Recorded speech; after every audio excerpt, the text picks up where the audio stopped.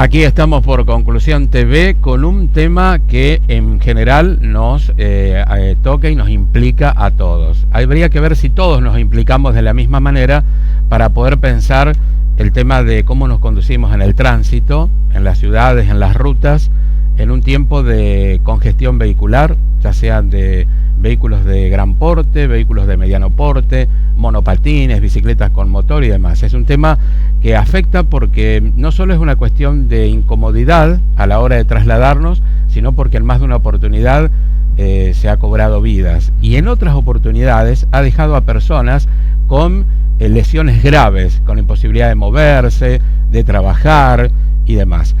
Analía, un tema que nos interesa siempre, que en la radio lo abordamos, pero que hoy lo queremos transformar en un programa que se pueda ver también con dos profesionales sobre el tema. Exactamente, especialistas, como vos decís, distintas miradas para tratar de pensar esto que tiene que ver con el tránsito y las dificultades que se transforman en accidentes. Como vos mencionabas, hay veces con casos fatales, con cifras muy altas, ¿no?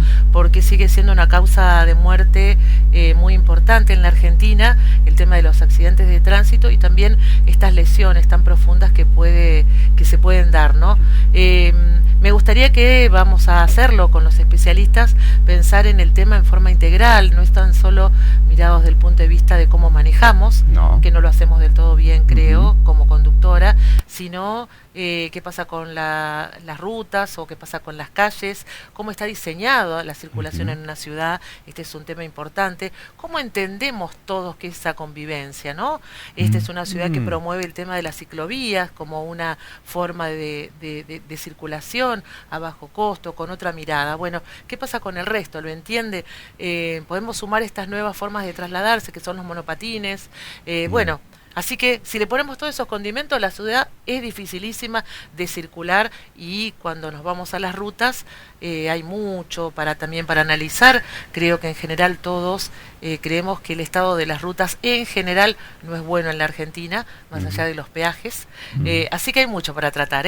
Tenemos especialistas, gente que sabe más que nosotros. Mencionaste convivencia y hace poco se promulgó, se sancionó en el Consejo de nuestra ciudad el Código de Convivencia. Sí.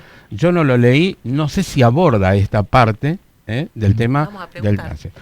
Tenemos dos invitados en el estudio, al doctor Osvaldo Aymo, que es subsecretario de Seguridad Vial del Ministerio de Seguridad de la provincia de Santa Fe, y en el Zoom, que ustedes lo van a ver después, está Gustavo Ada, director general de Tránsito, director ejecutivo del Programa Universitario de Movilidad y Seguridad Vial de la Universidad Nacional de Rosario, diplomado en Seguridad Vial de la Universidad Tecnológica Nacional, instructor matriculado por la Agencia Nacional de Seguridad Vial y además remarcó rosarino. Bien, todos esos datos, eso me gusta. Bueno, les saludamos a los dos, ¿cómo les va? ¿Qué tal? ¿Cómo les va? ¿Qué dicen? Buenas tardes.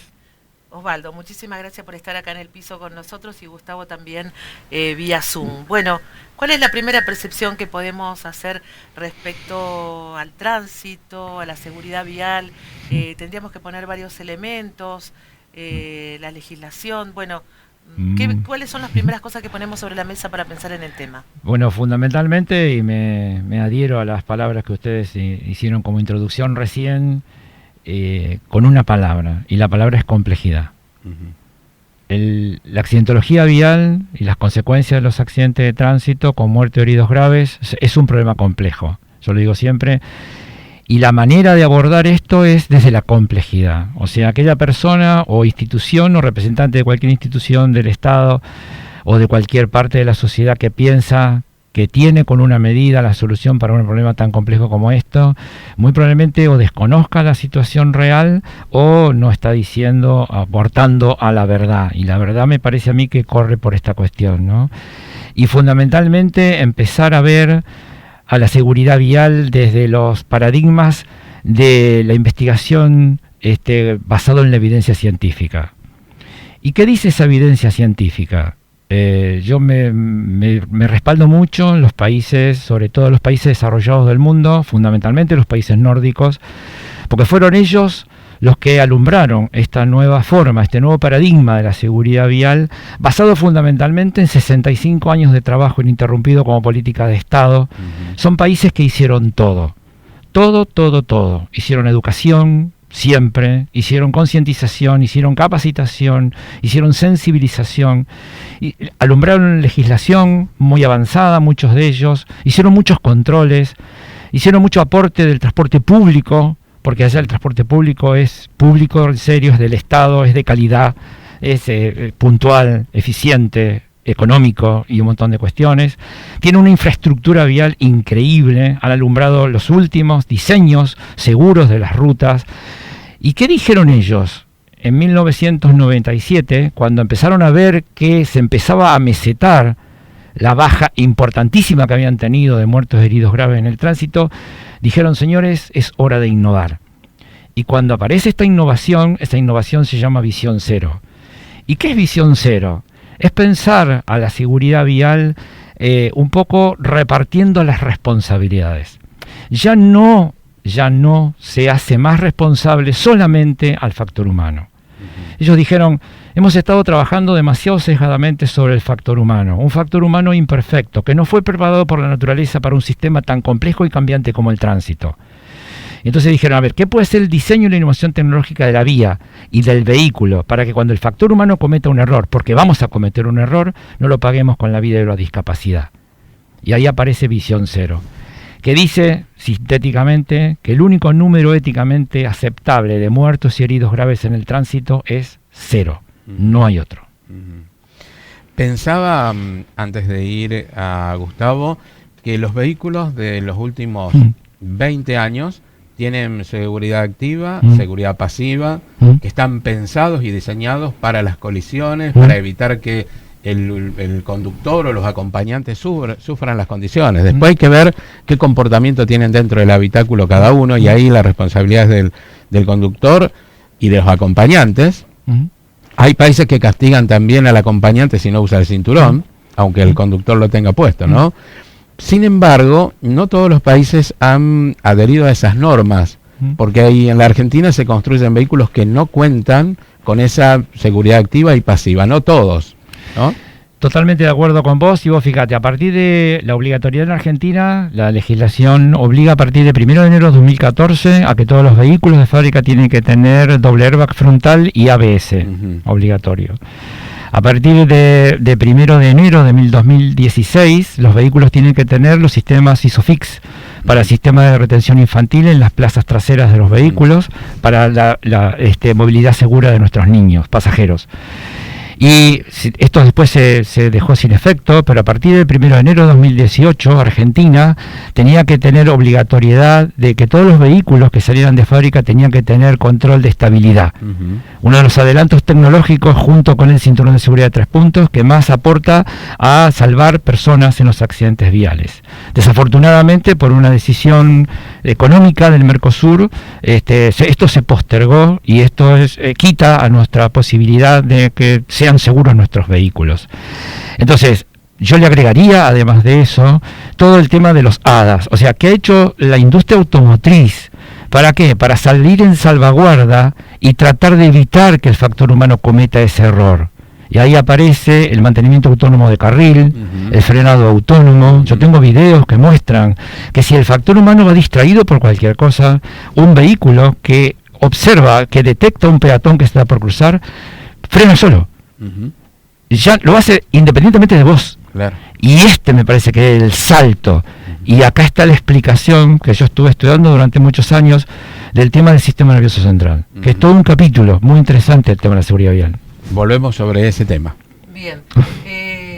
Gustavo, bueno, ¿qué le podemos sumar? Digo, tengo muchas preguntas para Osvaldo respecto a esta mirada compleja. Desde la universidad, ¿cuál es la mirada que tienen en este tema que tiene tantas aristas, que hay que pararse desde distintas perspectivas? Indudablemente la universidad es un espacio de estudio calificado para las distintas problemáticas que hoy nos abordan, y como bien decía Osvaldo, el número admisible de lesionados y fallecidos debe ser 0. Y hace tiempo atrás teníamos un congreso nacional de la Agencia Nacional de Seguridad Vial y hablábamos sobre que la seguridad vial es una cuestión política. La ponencia que hacíamos era sobre eso y nos decían, pero ¿cómo van a hablar de política? ¿Te parece? ¿Puede ser contraproducente? No, es que justamente la seguridad vial, como venimos planteando, es una cuestión política porque es una cuestión de determinación, de decisión.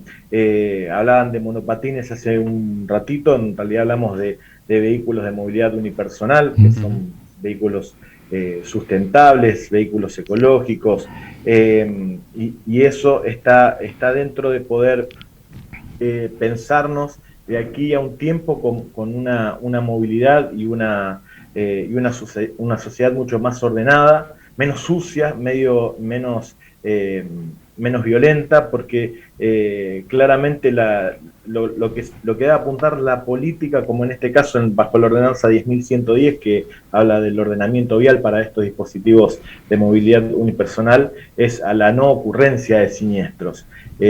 Osvaldo refiere a la mirada europea de Países Bajos, y nosotros lo miramos y decimos, qué maravilloso poder tener una sociedad así de ordenada, así de sustentable y de sostenible, porque todo el mundo se mueve en bicicleta, todo el mundo va de a pie, y cuando llega una persona a la esquina, si hay algún vehículo que se acerca, paran para dejar cruzar a la persona. Entonces de ahí esa visión cero a la que nos referimos, tenemos que considerar que se refiere a las personas. Y Analia, vos al principio hablabas también de la complicación en el transitar por la ciudad y movilizarse en la ciudad, en ciudades donde fueron pensadas las calles para que haya autos, para que la persona que se transporta va dentro de una máquina, tiene que ir mutando, tiene que ir migrando hacia otra concepción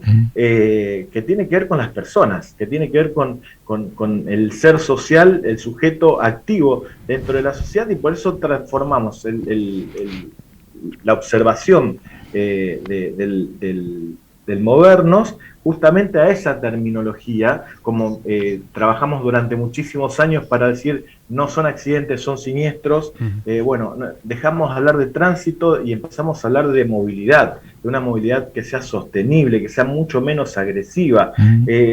Yo creo que vamos a dialogar con Osvaldo y vamos a decir, bueno, el primer fallecido en un siniestro vial fue en 1898.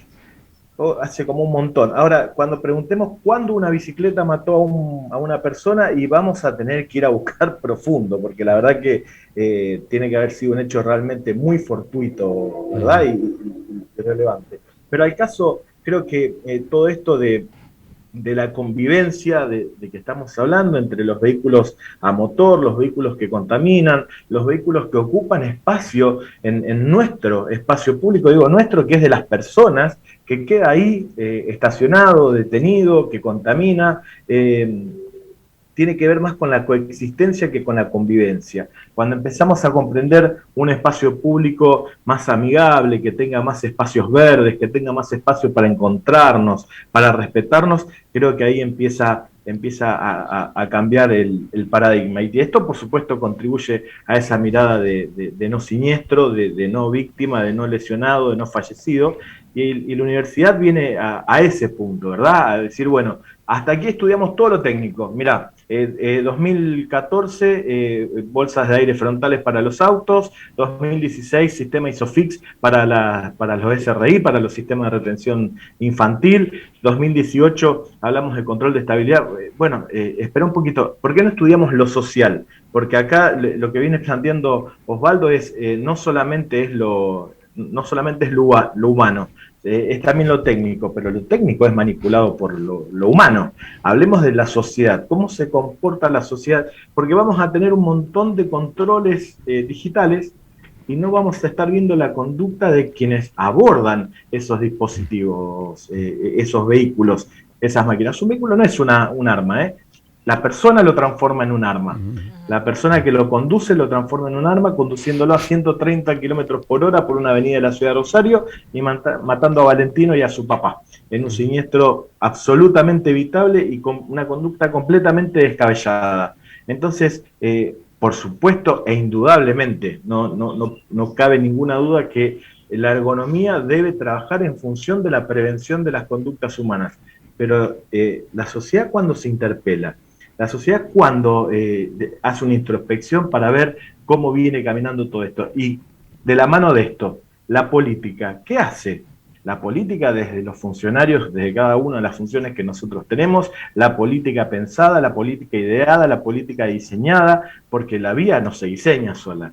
Hay tres tipos que se ponen a pensar, tres mujeres que dicen esto sería mejor que fuera así, y empezamos a proyectar, pero con una política pública sostenida, una política pública pensada. Y desde la universidad lo que estamos abordando es justamente eso, poder brindar herramientas que sean científicas desde lo social, científicas desde lo tecnológico e interactuando con la técnica, y poder generar estos espacios de discusión y de debate, por supuesto. Osvaldo, bueno, mencionaba algunas cosas, Gustavo, que me gustaría detenerme un poco más, ¿no? Cuando pensamos en ese cambio de hábito respecto al tema del tránsito, sabemos que existen campañas, por otro lado sabemos que la educación vial ha sido un tema que se ha incluido en el ámbito de la escuela, y el tema, y por otro lado, como contrapartida de eso, están las multas, las faltas, ¿no? Las sanciones a las faltas. Esto genera muchísimo malestar, la gente han aumentado mucho, digamos, son excesivas, ¿no? Hay todo ese sentimiento, esa sensación respecto a este sistema, digamos, de punitivo respecto a no manejar bien. Cuando miramos los países de los que mencionábamos, en esos lugares también fueron altas. Digo, no es algo que se esté implementando acá y no se hizo en otro lugar. Digo, este cambio de hábito tiene varias patas, una de ellas es el bolsillo. Sí, porque dicen que el órgano más sensible que tenemos. Mirá, con respecto a este tema me parece que es interesante volver de nuevo al tema de la evidencia científica, ¿no? Porque tenemos que hacerlo de esta manera, me parece a mí. Hay un estudio que apareció en el mundo en el año 2009, que lo hizo la Gaceta Sanitaria de Barcelona. Una serie de investigadores empezaron a ver retrospectivamente la bibliografía mundial. El trabajo se llama Seguridad Vial basado en la evidencia. En la evidencia científica de medidas que dieron resultado. ¿Para qué? Para bajar muertos y heridos graves. Este trabajo retrospectivo a nivel del mundo demostró tres cosas. Por favor, cuento lo que dice el trabajo, ¿eh? No soy responsable del trabajo, cuento lo que pasa que creo en lo que cuento, que eso es otro tema. ¿Qué dijo este trabajo? Primero, las medidas más efectivas para bajar muertos y heridos graves son el diseño y la innovación tecnológica de la vía y el diseño y la innovación tecnológica del vehículo. ¿Por qué? Porque vos no dependés de la decisión del factor humano. Segundo, medidas efectivas pero no tanto. La legislación, el control y la sanción. ¿Por qué? Porque vos dependés de que el factor humano cumpla. Tercero, la menos efectiva de todas, la educación vial. Entonces empecemos a pensar las cosas de nuevo, porque además yo lo que planteo también, y adhiero totalmente a lo que dice Gustavo, una estadística de la Agencia Provincial de Seguridad Vial, el observatorio de la agencia, dice que de la cantidad de muertos en accidentes de tránsito en la provincia de Santa Fe en el año 2018 y 2019, cifras consolidadas, el 48% son usuarios de motos. Bien. O sea, a ver, estamos hablando de un parque automotor que no es, o sea, son motos pero de dos ruedas, ¿sí? Cuyos usuarios son los más vulnerables en la vía en la provincia de Santa Fe. Ojo que esto coincide con la cifra de la Agencia Nacional de Seguridad Vial, en a nivel país el 47%. Y esto no solamente en Argentina, esto es en toda América Latina. A ver, estamos hablando de un colectivo muy vulnerable. A mí me inquieta a veces cuando hablamos de educación vial, también un poco coincidiendo, porque después no se ve reflejado en el comportamiento del conductor ni del peatón. El peatón a veces cursa por la mitad de la calle porque la cebra no es respetada. He visto que en otros países hay sistemas de cebra que frenan a los vehículos con barreras, con sistemas que se levantan del piso, o frenan al peatón con una reja. Pero es estricto eso, digamos, educan de una manera casi como la psicología conductista, ¿no? Con una inundación de lo que hay que hacer para que el otro lo comprenda. Sí, y muchas veces poniendo barreras. Sí, esta es la cuestión. Claro, también, pero ¿cierto? son barreras físicas. Reales. Claro, es Por que eso son digo, barreras físicas. Porque Son vos- barreras físicas. Porque por eso es lo que pasa con este paradigma. Este paradigma, yo dividía a la seguridad vial en tres grandes momentos. Ujú. El primer momento, yo le puse una palabra. Lo digo porque esta es una creación mía. Yo le puse una palabra. La palabra es persuadir. Nosotros con educación, capacitación, concientización intentamos persuadir a la gente de hacer lo que tiene que hacer para no elevar el riesgo que tiene el sistema de tránsito. ¿Está? Persuasión. Primer momento, la Primer persuasión. momento la persuasión. Bien. ¿Sí? Bien. Pero ¿qué pasa? Somos duritos, no entendemos por la buena. Entonces vino el segundo momento, que yo no le puse la palabra persuasión, la palabra es disuasión. Ujú. ¿Qué quiero decir con esto? Mediante la legislación y el control de la sanción, yo le muestro a la gente que por no cumplir con la norma, porque no entendimos el paso anterior, ahora lo vamos a sancionar. Le sacamos la licencia, lo metemos preso, todo lo que sea. Sí, lo que se puede hacer. Lo que se puede hacer, perfecto. Pero no falta alguien que pasando por encima de todo esto, importándole nada a todo esto, te haga un desastre. Entonces vino el tercer momento, y en el que estamos en este momento. ¿Y cuál es el tercer momento? La palabra es impedir. Ujú. Yo no te voy a dejar que hagas lo que pensabas hacer, porque no te diste ni por las buenas ni por las malas. Ujú. Entonces te lo impido. ¿Y cuál es esto? Las barreras. Ujú. Suecia, ¿qué hizo? Las rutas 2+1 con barrera. ¿Y cuál es la diferencia? Que en vez de tener una doble raya amarilla para limitar el carril de sentido contrario, tiene una barrera física. O sea, ahora no vas a poder pasar. Como ¿Listo? las autopistas, en algunos Sí. lugares en Buenos Aires, Sí. en las autopistas no Sí, está. exactamente. Nosotros tenemos casos de siniestro acá en la autopista Santa Fe, que no hay contención y, Choque frontal. y ha pasado del otro Sí, lado, choque ¿no? frontal. Ya tuvimos unos cuantos. Sí, sí. Argentina se acaba de manifestar adhiriendo a este Plan Nacional de Seguridad Vial de Naciones Unidas, ¿no? Sí. Que pretende bajar el 50% de la siniestralidad 2030. Sí. ¿Se podrá? ¿Es ¿Qué viable? se puede hacer? ¿Es No. viable? ¿Es una expresión de deseo? Para mí es una expresión de deseo porque venimos de un fracaso. Ujú. Porque lo primero que hizo Naciones Unidas y la Organización Mundial de la Salud fue el diseño 2011-2020, donde todos los países, los 197 países, ¿cierto?, están puestos dentro de esta cuestión, Argentina incluida. ¿Y qué decía? Porque tenía 5 pilares. Los 5 pilares son la gestión de la seguridad vial, Ujú. pero propender a vías más seguras, vehículos más seguros, usuarios más seguros y atención de víctimas. Los 5 pilares del diseño 2011-2020. Cuando llegamos a 2020 nos dimos cuenta que fracasamos el 50%. Entonces, ¿qué pasó? Como después en el camino de esto, en el 2015 aparecieron el tema de los ODS, los Objetivos de Desarrollo Sostenible, los 17 ODS, donde seguridad vial está en el ODS 3 y en el ODS 11, en la meta 3.6 y la 11.2, ¿cierto? Entonces, ¿qué pasó? Nos pusimos ahí para tratar de ¿qué? De ver si pudiéramos llegar con este 50% de baja de la mortalidad en accidentes de tránsito para el diseño 2021-2030, ahora, metidos dentro de los objetivos de desarrollo Claro, estamos sostenible. corriendo la zanahoria. Corriendo la zanahoria. Bien. Estamos hablando siempre del tema del conductor y el aparato, pero tenemos que poner una mirada sobre las rutas, las calles. Siempre. Bueno, eso me parece que también merece un nivel de atención. No tengo porcentaje, pero un porcentaje muy alto de las rutas de la Argentina están en mal estado. Primero principal tenemos el 80% de ruta de sentido contrario, donde ocurren el 51% de los choques frontales, y eso aporta casi el 60% de nuestros muertos en las rutas. Por lo tanto, es un problema muy grave. Muchas de ellas están sin señalización, ni horizontal ni vertical, y muchas de ellas porque además nosotros tenemos mucha cantidad de transporte de carga por rutas. ¿Está claro? La provincia de Santa Fe, por su posición geográfica, y esto no es nada con respecto al resto de las provincias, pero vos no me podés comparar a la provincia de Santa Fe con la carga vehicular que tenemos en los puertos privados más importantes que tiene el país alrededor de Rosario, tanto hacia el norte como hacia el sur, ¿cierto? Donde en la época de la cosecha, de abril a junio, entran entre 14.000 y 15.000 camiones de carga todos los días. Claro. Entonces, a ver, yo pregunto, ¿eso qué tiene que ver con la seguridad vial o el uso del transporte, ¿cierto?, en provincias donde no tienen esta realidad? ¿Está claro esto? Entonces, nosotros también tenemos que ver esto cuando hablamos también de las cantidades de accidentes que tenemos y la cantidad de muertos que tenemos y demás. O sea, no lo podemos comparar. O sea, porque si yo pongo que la provincia de Santa Fe está en el segundo o en el tercer lugar, Córdoba y Buenos Aires en primero y segundo, bueno, entre las tres provincias, provincia de Buenos Aires, Córdoba y Santa Fe, estamos en los primeros lugares, yo eso con muertos totales, yo lo llevo a tasa cada 100.000 habitantes, ¿y a dónde vamos? Allá abajo, y las provincias que están abajo, ¿dónde van? Arriba. Claro. Y si soy un poquito más finito y lo pongo por millón de vehículos, ¿para qué te voy a contar? Y si soy un poquito más finito todavía y lo pongo por millón de kilómetros recorridos, ¿para qué te voy a contar? Quiero volver al tema político cuando Gustavo Ada mencionaba eso, ¿no?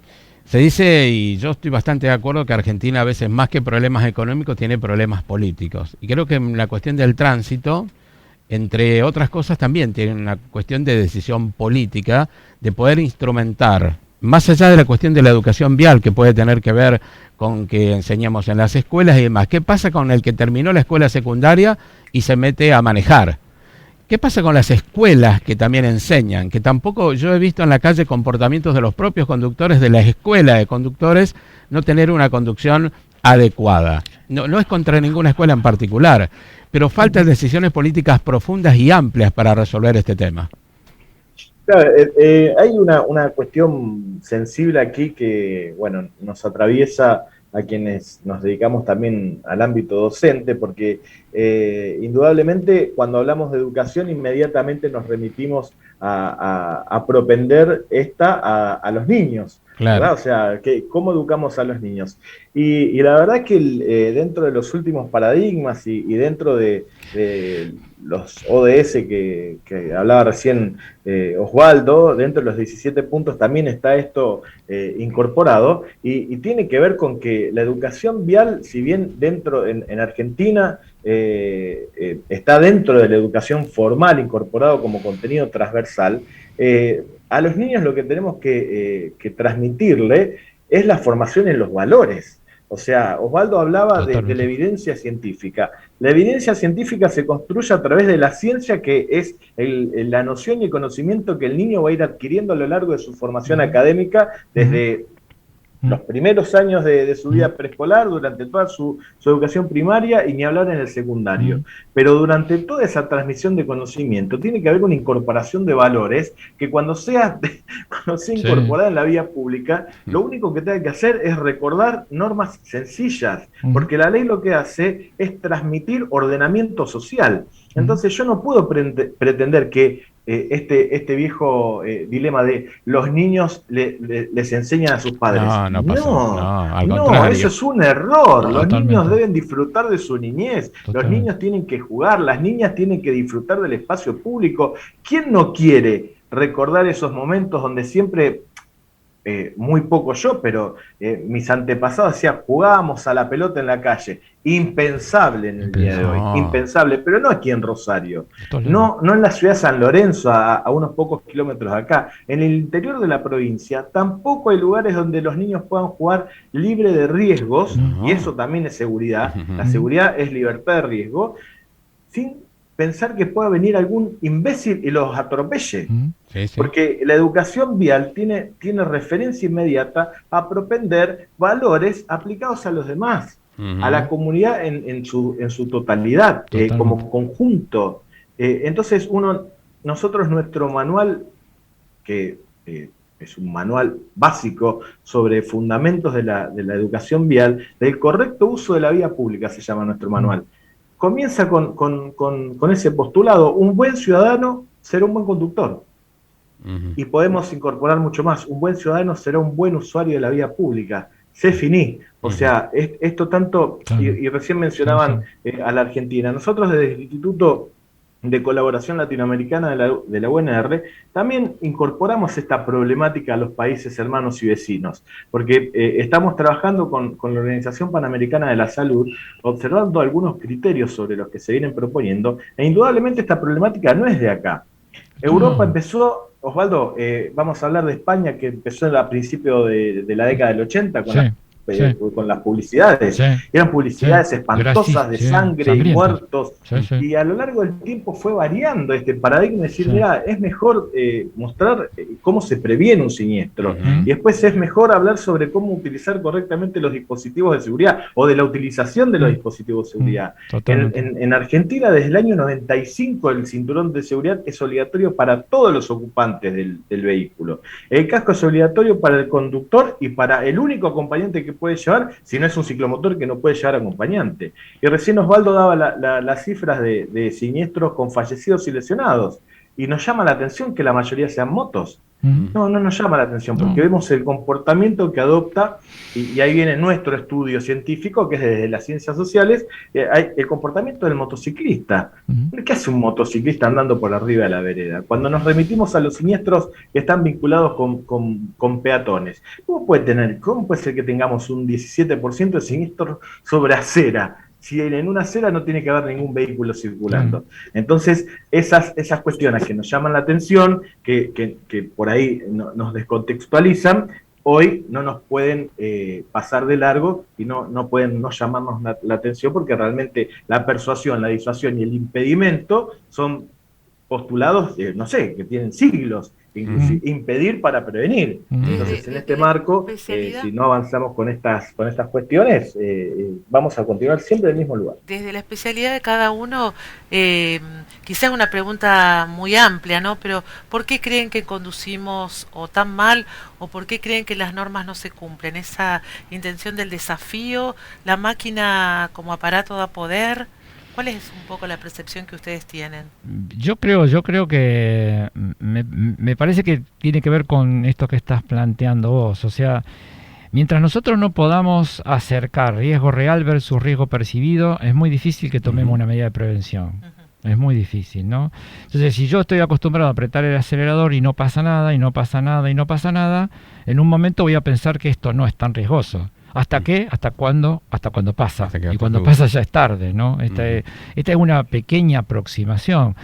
Porque así como yo decía recién que el nuevo paradigma es aceptar la falibilidad y la fragilidad de nuestro cuerpo no fue diseñado por la naturaleza para ir a estas velocidades. No. ¿Saben cuál es la velocidad máxima a la cual el cuerpo de ustedes, como el de todos los que nos están viendo en este momento, está diseñado por la naturaleza para ir a esta velocidad, perder el control y caerte? ¿Que de esto se trata el accidente? Y se dan 20 kilómetros. No, 10 a 12 kilómetros por hora. Ah, bueno. Entonces, a ver, nuestro cuerpo no está diseñado para ir a 100, siempre y cuando respete la velocidad, ¿no es cierto? Claro. Y si encima la no uso... velocidad que puede desarrollar un peatón. Claro, tal cual. Exactamente, correr. Ni siquiera arriba de una bicicleta, porque tampoco la bicicleta existía. Está claro, esto es un invento humano. Por lo tanto, este es un problema. Pero este es uno de los problemas. El otro grave problema, ¿saben dónde lo tenemos? Acá adentro. Sí, claro. En el sistema nervioso central. Yo estoy estudiando muy de cerca algunos comportamientos, algunas cuestiones. No, yo soy médico, pero no de la parte del comportamiento, ¿no? Pero, ¿qué es lo que me interesó? Me interesaron tres cosas. Primero, lo que dije recién, acercar riesgo real versus riesgo percibido. ¿Cómo hacerlo? No sé cómo hacerlo, no tengo las respuestas, no sé cómo hacerlo. Planteo los problemas. El segundo problema, ¿cuál es para mí el segundo problema?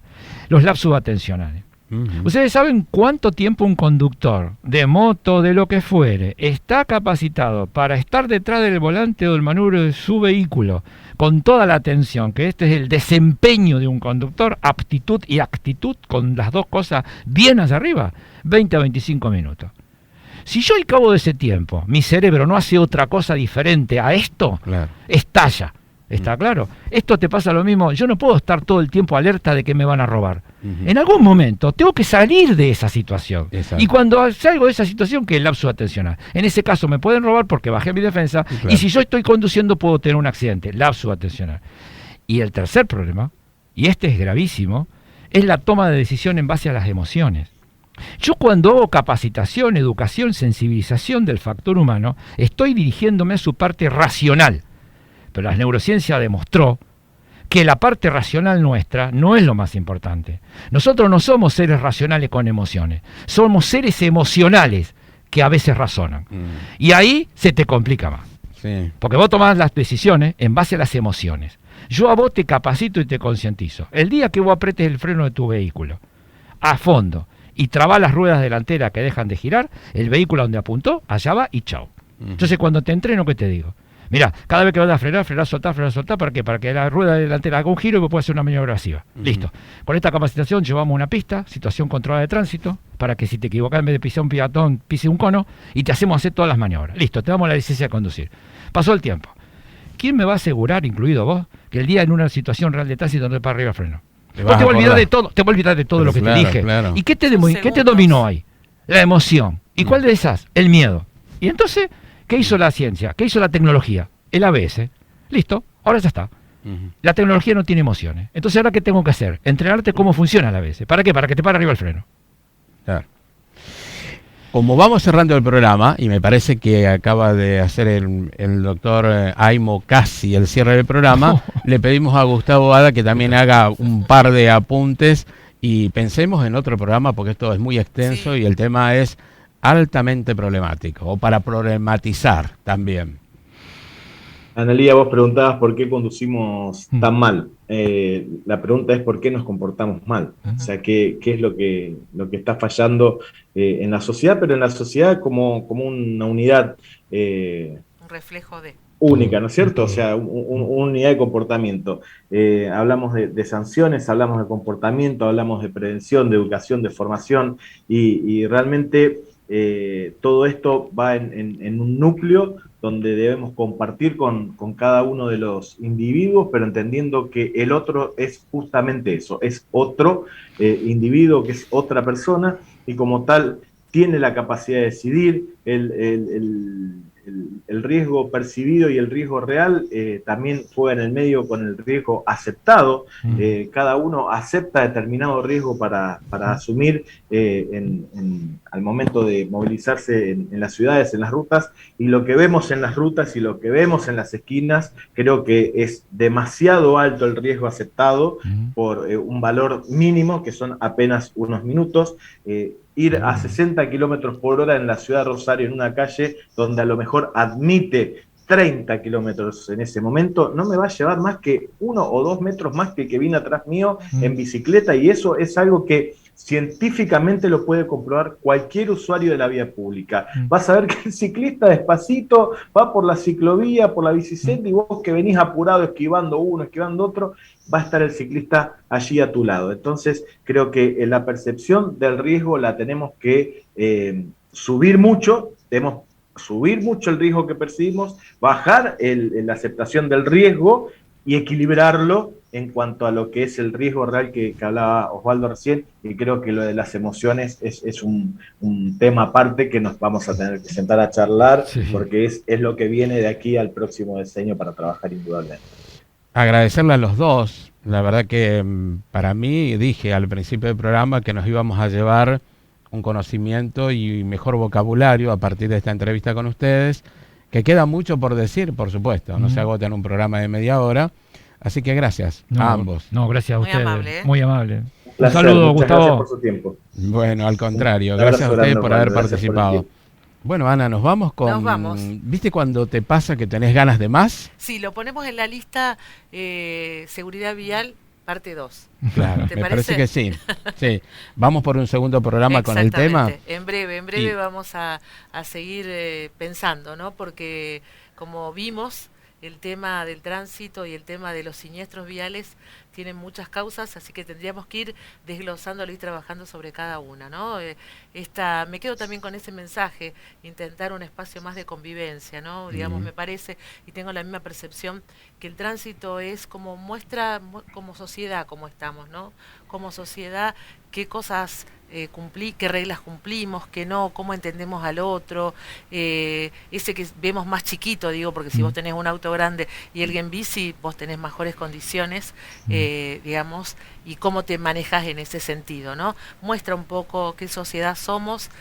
Por supuesto que de nuestra parte sumamos esta pequeña opinión como para empezar a reflexionar algunas cosas. Yo tengo una pequeña disidencia con lo de sociedad porque es muy grande. Sí. Creo que recortaría como que hay algún sector de la sociedad que está como siempre tratando de anticiparse y ahí no mide el riesgo. Que hay algún porcentaje de la sociedad que no lo hace, es cuando generalizamos con los jóvenes, ¿no? Que todos los jóvenes son de tal manera. Bueno, entonces yo creo que acá nos pasa exactamente lo mismo. Pero el problema es que esa parte de la sociedad es muy compleja y difícil de asir para que ellos también se metan en el problema y se impliquen en eso de la convivencia. ¿Qué te parece si cerramos acá? Nos vamos, hasta la semana que viene. Hasta la semana que muchas viene. Gracias. Chau, chau.